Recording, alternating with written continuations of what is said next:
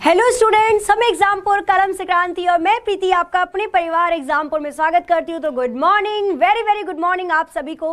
आप सभी का दिन मंगलमय हो, शुभ हो। क्लास स्टार्ट हो चुकी है, बज चुके हैं सुबह के 9:30 और आप राजस्थान पुलिस पटवार की कंप्यूटर की क्लास ले रहे हो। चलो तो क्लास स्टार्ट हो गई। एक बार जल्दी से क्लास को लाइक करके शेयर कर दीजिए ताकि हर एक स्टूडेंट लाइव क्लास को अटेंड कर सके और आप अपना स्कोर देख सको, ठीक है।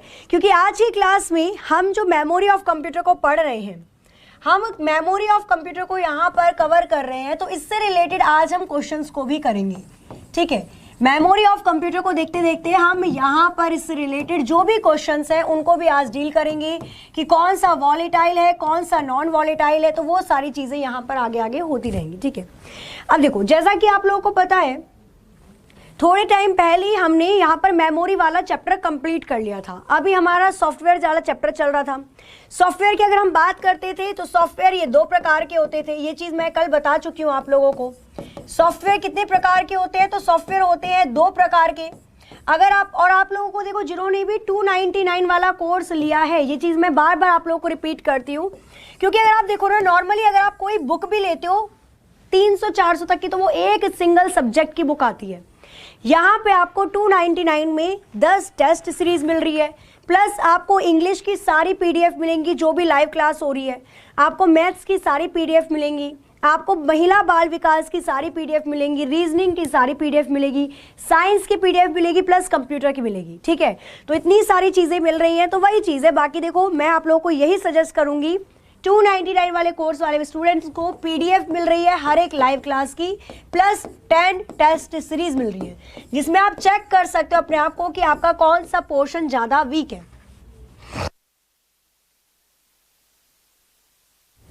सॉफ्टवेयर 2 प्रकार के कौन कौन से पढ़े थे हमने? तो यहाँ पे पहला था सिस्टम सॉफ्टवेयर और दूसरा था एप्लीकेशन सॉफ्टवेयर।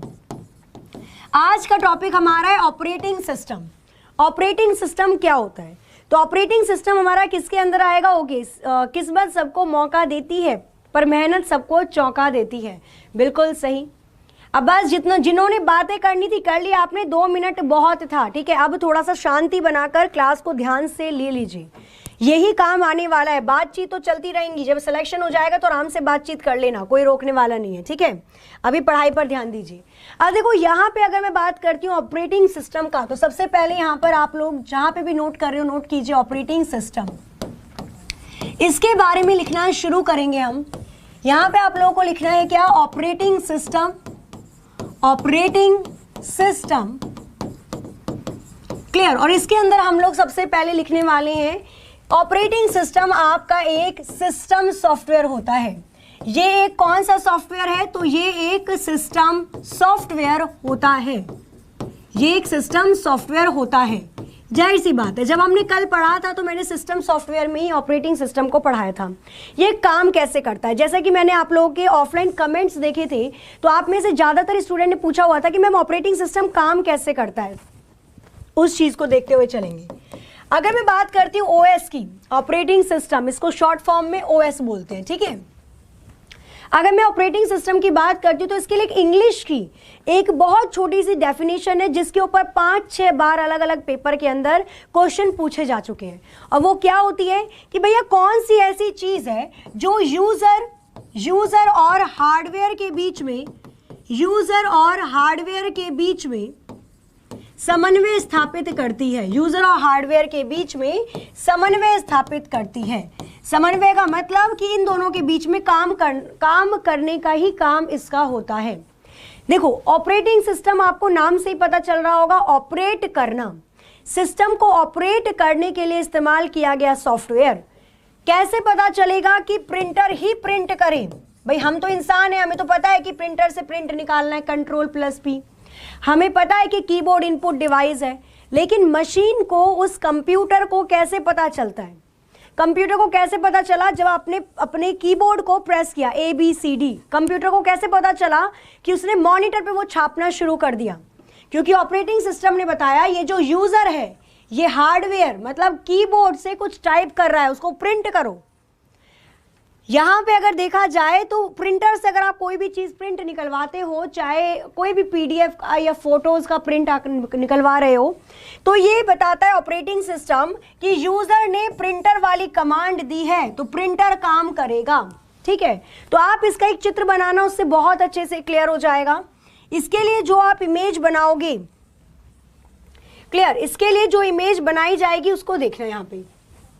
तो यहाँ पे आपको एक इमेज बनानी है। सबसे पहले यहाँ पर लिखना है यूजर, उसके बाद नीचे यहाँ पर आ जाएगा आपका ऑपरेटिंग सिस्टम, और उसके बाद यहाँ पर आ जाएगा हार्डवेयर। ठीक है, यूजर को अगर हार्डवेयर तक पहुंचना है, अगर हम लोग यूजर है, हम लोग तो यूजर ही उपभोग करते हैं, हमको अगर कंप्यूटर के किसी भी हार्डवेयर से काम करवाना है, चाहे वो स्पीकर हो, चाहे माउस हो, चाहे मॉनिटर हो, चाहे कीबोर्ड हो, चाहे कोई भी डिवाइस हो, तो हमको ऑपरेटिंग सिस्टम की मदद लेनी पड़ेगी। बिना ऑपरेटिंग सिस्टम के ये काम नामुमकिन ही है, ये काम 100% नामुमकिन है। हो या तो आपको पूरा का पूरा मशीन लैंग्वेज आती हो, भाई आप कोडिंग करनी जानते हो 0110110 वाली, जो कि आज के टाइम में किसी के लिए पॉसिबल नहीं है। ठीक है, नहीं तो आपको ऑपरेटिंग सिस्टम की मदद लेनी ही लेनी पड़ेगी। अब यहाँ पर देखना ये काम कैसे होता है।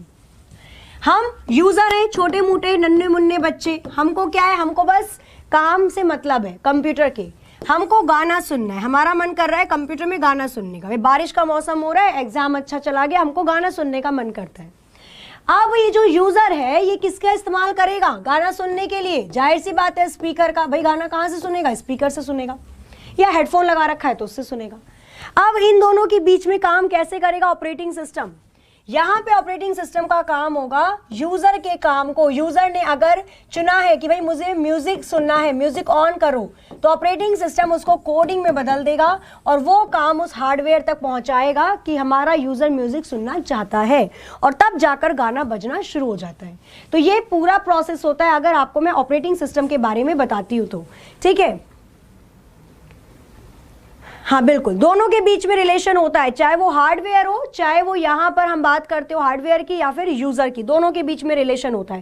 भाई क्लास अच्छी लगा करी तो क्लास को लाइक कर दिया करो। ठीक है, चलो, हाँ क्वेश्चन भी होंगे। कोई पूछ रहा है यहाँ पे मैम क्वेश्चन नहीं होंगे क्या? क्वेश्चन होंगे, पहले आपको थोड़ी छोड़ तो समझा दूं मैं, फिर मैं क्वेश्चन भी दूंगी। ठीक है, अब देखो यहाँ पे नेक्स्ट हम देखते हैं। अब आता है भैया यहाँ पे कि ऑपरेटिंग सिस्टम कितने प्रकार के होते हैं, टाइप्स ऑफ ऑपरेटिंग सिस्टम। यहाँ पे अब आपको बताना, एक बार जल्दी से बताना, ऑपरेटिंग सिस्टम कितने प्रकार के होते हैं? ऑपरेटिंग सिस्टम कितने प्रकार के होते हैं? 1 2 3 4 5 कितने प्रकार के होते हैं? ठीक है, तो यहाँ पे कभी भी अगर मैं आपको बोलूँ, क्वेश्चन कभी भी ये पूछा ही नहीं जाएगा कि ऑपरेटिंग सिस्टम कितने प्रकार के होते हैं, क्योंकि हर हिसाब से इसका अलग अलग काम होता है और वो काम किसी भी तरीके से वैज्ञानिकों के द्वारा डिफाइन नहीं है। तो यहाँ पे डायरेक्टली ही क्वेश्चन बना दिया जाता है। डायरेक्टली क्वेश्चन कैसे बन जाता है? तो एक होता है आपका सिंगल यूजर ऑपरेटिंग सिस्टम। पहला लिखना single user. Single user, single user का मतलब होगा एकल user operating system. Operating system को मैं ओएस लिखूंगी तो यहाँ पे ध्यान रखिएगा। सिंगल यूजर ऑपरेटिंग सिस्टम, ये कौन सा ऑपरेटिंग सिस्टम होता है? तो ये वो ऑपरेटिंग सिस्टम है जिसमें एक समय में एक ही व्यक्ति काम कर पाए, जिसमें एक समय में एक ही व्यक्ति के द्वारा या पर्सन के द्वारा काम होना संभव हो। एक ही व्यक्ति के द्वारा काम हो, वो क्या होता है? वो होता है आपका सिंगल यूजर ऑपरेटिंग सिस्टम। और इसका बेस्ट एग्जांपल है DOS, MS DOS। ये नोट कर लेना, मोस्ट इंपॉर्टेंट है। डायरेक्ट क्वेश्चन यहां से उठ के आता है कि MS DOS कैसा ऑपरेटिंग सिस्टम है, तो आपको पता होना चाहिए कि ये सिंगल यूजर ऑपरेटिंग सिस्टम है। एक समय में सिर्फ एक ही व्यक्ति यहां पर काम कर पाएगा। इसकी फुल फॉर्म होती है माइक्रोसॉफ्ट, MS की फुल फॉर्म हो जाती है माइक्रोसॉफ्ट, और DOS की होती है डिस्क ऑपरेटिंग सिस्टम। MS, ठीक है, डिस्क ऑपरेटिंग सिस्टम, तो ये फुल फॉर्म हो जाएगी अगर हम बात करते हैं यहाँ पे MS DOS की। आगे चलें, इसके बाद आता है आपका मल्टीटास्किंग। इसके बाद आता है, बिल्कुल सही, यहाँ पे कुछ स्टूडेंट्स आंसर भी कर रहे हैं, यही यूनिक्स नहीं होगा, एक्सपेंडेबल जी यूनिक्स नहीं होगा। यूनिक्स तो आपका मल्टी यूजर है, ये सिंगल यूजर कैसे हो जाएगा, है ना? अभी रुको, इसको नोट कर लिया आपने। अब नेक्स्ट नोट करना आप मल्टीटास्किंग।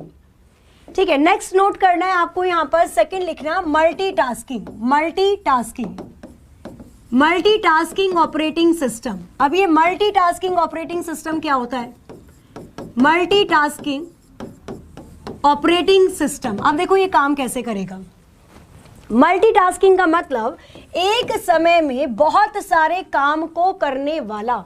जैसे आपका पर्सनल कंप्यूटर होता है, हम लोग जो लैपटॉप पे इस्तेमाल करते हैं या हम लोग जो पर्सनल कंप्यूटर को इस्तेमाल करते हैं, वो एक टाइम में बहुत सारे काम को करने के लिए सक्षम है। भाई आप उसमें गूगल, आप खुद ही देखो, जब आप गूगल पे कोई भी चीज़ सर्च करते हो तो 3-4 टैब खोल लेते हो, होता है ना ऐसा। हम एक ही बार में गाना भी सुन रहे होते हैं और चैटिंग भी कर रहे होते हैं। हमने म्यूजिक भी लगा रखा है, हम वर्ड पैड पे भी छोटी छोटी स्क्रीन बनाकर काम कर लेते हैं। तो ये हमारा एक मल्टीटास्किंग ऑपरेटिंग सिस्टम कहलाता है। मल्टीटास्क, एक से ज़्यादा टास्क करने वाला, एक से ज़्यादा काम करने वाला, एक से ज़्यादा काम करने वाला ऑपरेटिंग सिस्टम, एक से ज़्यादा काम करने वाला ऑपरेटिंग सिस्टम। तो ये कौन सा हो जाता है? ये आपका मल्टीटास्किंग ऑपरेटिंग सिस्टम हो जाता है। और इसका बहुत ही अच्छा अगर मैं आपको एग्जांपल दूं तो आपका MS विंडो होगी। हम विंडो पे ही तो काम करते हैं, कौन सा ऑपरेटिंग सिस्टम होता है?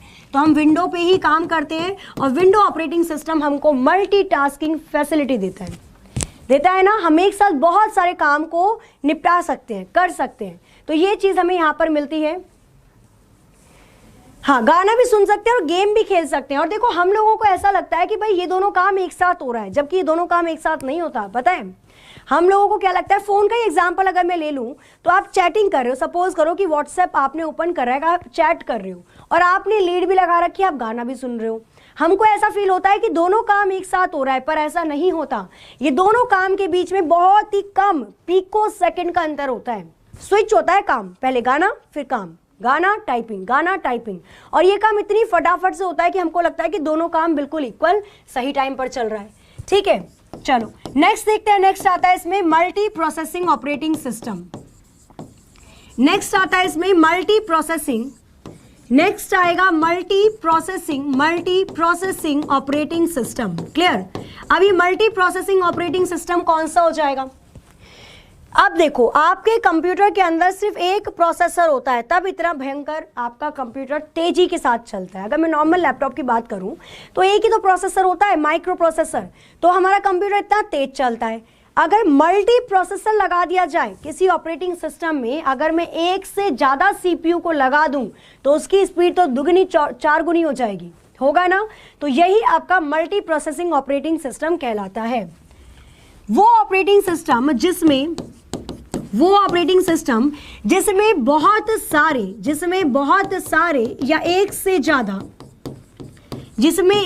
ज़्यादा या फिर बहुत सारे प्रोसेसर लगे हों। और प्रोसेसर का मतलब आप समझ रहे हो यहाँ पे CPU से क्या लगे हों, जिसमें एक से ज़्यादा प्रोसेसर लगे हों और ये उसका काम बहुत ही ज़्यादा हाईफाई कर देता है। जैसे सुपर कंप्यूटर, उसे बहुत सारे प्रोसेसर लगे होते हैं।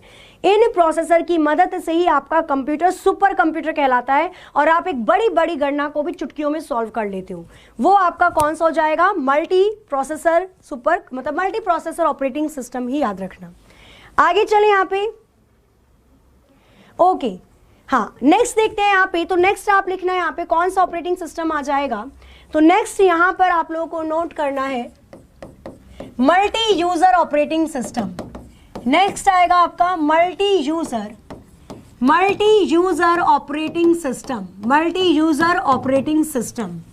जैसा इसका नाम है, कोई चीज रटने वाली नहीं है, चीजों को समझो बहुत ही बेहतर तरीके से, रटने की कोई जरूरत नहीं है। मल्टी यूजर का मतलब क्या होता है? मल्टी बहुत सारे, यूजर का मतलब इस्तेमाल करने वाला व्यक्ति। एक समय में अगर बहुत सारे व्यक्ति एक ही ऑपरेटिंग सिस्टम को इस्तेमाल कर रहे हैं तो वो आपका मल्टी यूजर ऑपरेटिंग सिस्टम कहलाता है। ठीक है, एक समय में एक से ज्यादा यूजर के द्वारा इस्तेमाल किया जाने वाला ऑपरेटिंग सिस्टम, इस्तेमाल किया जाने वाला ऑपरेटिंग सिस्टम क्या कहलाता है? Multi user. इसका बेस्ट एग्जांपल है यूनिक्स। नोट कर लेना, गड़बड़ मत करना, ठीक है। दोनों में आप लोग कंफ्यूज हो जाते हो और वही कंफ्यूजन नहीं होनी, ठीक है। यूनिक्स ऑपरेटिंग सिस्टम आपका मल्टी यूजर है। कैसा है? मल्टी यूजर ऑपरेटिंग सिस्टम है यूनिक्स। आप देखोगे तो जो बड़े बड़े आप ऑर्गेनाइजेशन या संगठन की बात करते हैं हम, जैसे इसरो की बात कर लो, इंडिया का है। नासा की बात कर लो, अमेरिका का है। सर्न की बात कर लो, यूरोपियन है। तो ये जो बड़ी बड़ी संस्थाएं हैं जो सैटेलाइट वगैरह से जुड़ी हुई हैं, तो ये सारी की सारी यूनिक्स ऑपरेटिंग सिस्टम का ही इस्तेमाल करती हैं। आप पूछो क्यों? क्योंकि जो विंडो ऑपरेटिंग सिस्टम है उसको करप्ट करना बहुत ही आसान है। आप देखते हो कि आए दिन हैकिंग हो जाती है, भाई हैक कर लिया जाता है। लेकिन यूनिक्स ऑपरेटिंग सिस्टम को हैक करना या उसके अंदर वायरस का आना, मतलब ये मान के चलो 0.1 इसकी क्या है? संभावना है। तो इसको हैक करना तो कोई कर ही नहीं सकता, क्योंकि इसके लिए सारी कमांड होती है। भाई जहां आप विंडो में ग्राफिक्स को देखकर अपने माउस के बटन को क्लिक करते हो, ऐसे यूनिक्स में कमांड लिखनी पड़ती है, लिखना पड़ता है आपको। अब लिखने के लिए उसकी जब कोई चीज़ आप अपने अंदर से लिखते हो, जो चीज़ बनी बनाई है उसको हैक करना आसान है, जो चीज़ आप अपने आप से बनाते हो उसको हैक करना मुश्किल होता है। इस वजह से हम यूनिक्स का इस्तेमाल करते हैं। और बहुत सारे लोग लगे होते हैं एक प्रोजेक्ट को करने के लिए, तो एक समय में बहुत सारे लोग जिस ऑपरेटिंग सिस्टम पे काम करेंगे, सबको प्रोजेक्ट दे दिया जाता है कि ये सैटेलाइट लॉन्च हो रही है, आप कोडिंग करो, आप देखो ये काम करेगा या नहीं करेगा, आप टेस्टिंग करो इसके डेमो की। तो एक ही ऑपरेटिंग सिस्टम में बहुत सारे लोगों को काम करना पड़ता है, इसलिए यूनिक्स ऑपरेटिंग सिस्टम का इस्तेमाल होता है। क्लियर? चलो अब चले हम क्वेश्चन की तरफ। हाँ जी बिल्कुल, वैसे और भी बहुत ज्यादा हो जाएगा। हाँ, रियल टाइम ऑपरेटिंग सिस्टम भी है, और भी इसके अंदर आ जाएंगे, लेकिन उसको आगे भी हम देख लेंगे, क्वेश्चन के साथ देख लेंगे, ठीक है। इसके बाद एक लास्ट नोट और कर लेना। एक होता है आपका रियल टाइम ऑपरेटिंग सिस्टम। देखो जैसा इसका नाम है वैसा ही इसका काम है। कौन सा होता है? Real time operating system. Real time operating system. Clear? अब यहां पर ध्यान देना, रियल टाइम का मतलब उसी टाइम पे काम होना चाहिए, नहीं तो उस काम को रद्द कर दिया जाएगा। आपने कभी देखा होगा, जैसे मूवीज में आपने देखा होगा रॉकेट लॉन्च होते हैं, वो कौन सी मूवी थी? मोगेम्बो खुश हुआ, है ना। उसमें जब वो रॉकेट लॉन्च करते हैं तो उस टाइम पे जब काउंटडाउन होता है कि 10, 9, 8, 7, 6, 5, 4, 3, 2, 1, तो उस टाइम पे जब रॉकेट लॉन्च नहीं हो पाता तो वो खत्म हो जाता है, स्थगित हो जाता है। तो वही चीज़ है, रोबोट के अंदर भी ये चीज़ें होती हैं। कभी आप मेट्रो में गए हो तो मेट्रो के अंदर जब हम जाते हैं, अगर आप उन दोनों गेट के बीच में खड़े हो जाओ तो वो गेट बंद नहीं होते। भाई वो थोड़ी ना आपको चटनी बना देंगे वहां पे, वो गेट बंद नहीं होती, है ना। और उनको बंद होना चाहिए था 2 मिनट के अंदर, वो बंद नहीं हो पाते, फिर उसको 5 मिनट लग जाता है, तब तक आवाज होती रहती है T T T T T T. इसका मतलब होता है जो काम आपका जिस टाइम पर होना है, इसके अंदर एक टाइम लिमिट होती है। क्या होती है? इस ऑपरेटिंग सिस्टम में टाइम लिमिट दी जाती है। क्या दी जाती है? इस ऑपरेटिंग सिस्टम में टाइम लिमिट दी जाती है, ठीक है। जो काम है वो उसी ओरिजिनल टाइम पे होना चाहिए, अगर उस टाइम पे नहीं हुआ तो फिर वो काम सबसे लास्ट में चला जाता है। क्लियर? आया समझ में? लैपटॉप में स्क्रीनशॉट कैसे लेंगे? भाई आपको बताते बताते ना मेरे को ये चीजें बहुत रट चुकी है। लैपटॉप में स्क्रीनशॉट कैसे लेंगे? देखो लैपटॉप में स्क्रीनशॉट लेने का तरीका पढ़ लो, बाद में ले लेना अब स्क्रीनशॉट, पहले मैं क्वेश्चन करवा दूं।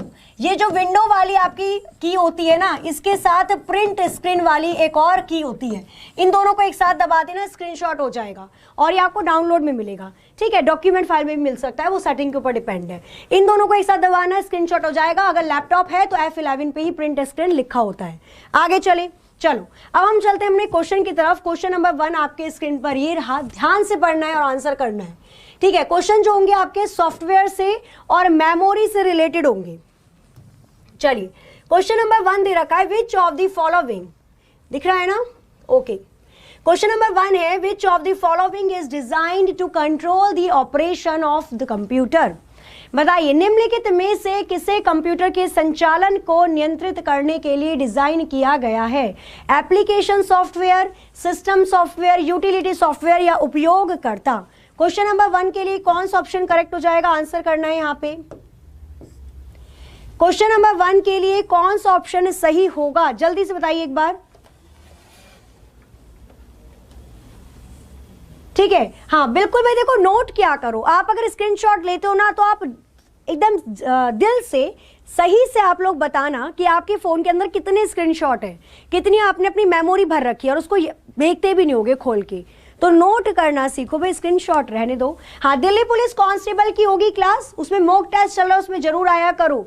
दिल्ली पुलिस कांस्टेबल की जो क्लास होती है वो 1 PM पे होती है, दोपहर, ठीक है, दोपहर ठीक 1 बजे।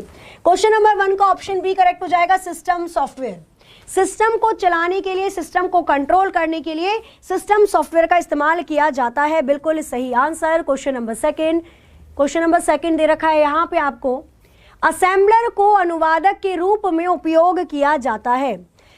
बताना है आपको असेंबलर कौन सी भाषा को ट्रांसलेट करता है, low level language, high level language, COBOL या सी।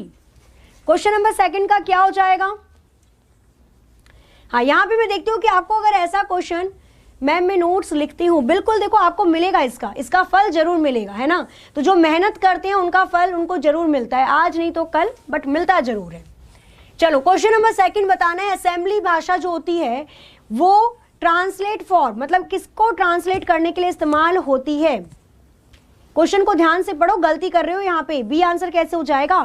यहाँ पे जो आपकी असेंबली भाषा होती है वो लो लेवल लैंग्वेज के अंतर्गत ही आती है, निम्न स्तर भाषा के अंतर्गत आती है। अब यहाँ पे आपको अलग से असेंबली ऑप्शन में नहीं मिल रखा, आपको अलग से असेंबली भाषा ऑप्शन में नहीं दे रखा, बट वही तो चीज है कि आप क्वेश्चन को पकड़ते कैसे हो, है ना। आपको थ्योरी इसलिए पढ़ाई जाती है ताकि क्वेश्चन कैसे भी घुमा के दे दे, आप आंसर कर सको। तो अगर असेंबली भाषा नहीं दे रखा तो निम्न भाषा होगी, निम्न भाषा को बदलती है ना, उसने ये थोड़ा पूछा है कि किस में बदलती है, कौन सी भाषा को बदलती है, ये पूछा गया है, कौन सी भाषा के लिए इस्तेमाल होती है। तो कौन सी भाषा के लिए इस्तेमाल की जाती है, निम्न स्तरीय भाषा के लिए इस्तेमाल की जाती है। कंपाइलर और इंटरप्रेटर होते हैं हाई लेवल या उच्च स्तरीय भाषा के लिए। क्वेश्चन नंबर 3 देखिए, दे रखा है यहाँ पे, विच of the following software can't be categorised application software. निम्नलिखित सॉफ्टवेयर में से किसको एप्लीकेशन सॉफ्टवेयर को वर्गीकृत नहीं किया जाएगा। ओके, आपको बताना है कि इनमें से कौन सा एप्लीकेशन सॉफ्टवेयर नहीं है, आपको बताना है इनमें से कौन सा एप्लीकेशन सॉफ्टवेयर नहीं है। आप इसमें से कौन से सॉफ्टवेयर को गूगल प्ले स्टोर पर जाकर डाउनलोड नहीं कर सकते। चलिए, कौन सा ऑप्शन करेक्ट हो जाएगा जल्दी से क्वेश्चन नंबर 3 के लिए। आंसर यहां पे आना स्टार्ट हो गया है। ओके, थर्ड का बी आंसर आ रहा है, थर्ड का बी आ रहा है, बी बिल्कुल सही। जिनको नहीं पता, क्यों नहीं पता, हाँ कहाँ थे क्लास में, क्लास आपकी डेली हो रही है, क्यों नहीं पता, ऐसे नहीं चलेगा काम, ठीक है। सिलेक्शन लेना है तो ऐसे काम नहीं चलेगा कि नहीं पता, पता होना चाहिए। देखो, जो आपका सिस्टम सॉफ्टवेयर होता है ना, ये MS-DOS सिस्टम सॉफ्टवेयर है। अभी मैंने आपको बताया ये ऑपरेटिंग सिस्टम है, और ऑपरेटिंग सिस्टम एक सिस्टम सॉफ्टवेयर होता है। बाकी सारी चीजों को आप गूगल प्ले स्टोर पर जाकर डाउनलोड कर लेते हो। DBM का मतलब होता है ये डेटाबेस मैनेजमेंट के लिए इस्तेमाल किया गया। डेटाबेस, बैंक के पास बहुत सारे आंकड़े होते हैं, उसको इकट्ठा करने के लिए बना हुआ सॉफ्टवेयर, इसको भी आप ले सकते हो। आपका हो गया स्प्रेडशीट, ये MS Excel है, इसको भी किया जा सकता है। वर्ड प्रोसेसिंग, इसको भी किया जा सकता है, लेकिन MS-DOS को नहीं किया जा सकता क्योंकि वो एक सिस्टम सॉफ्टवेयर है, ना कि application software. Question number 4, which one is volatile.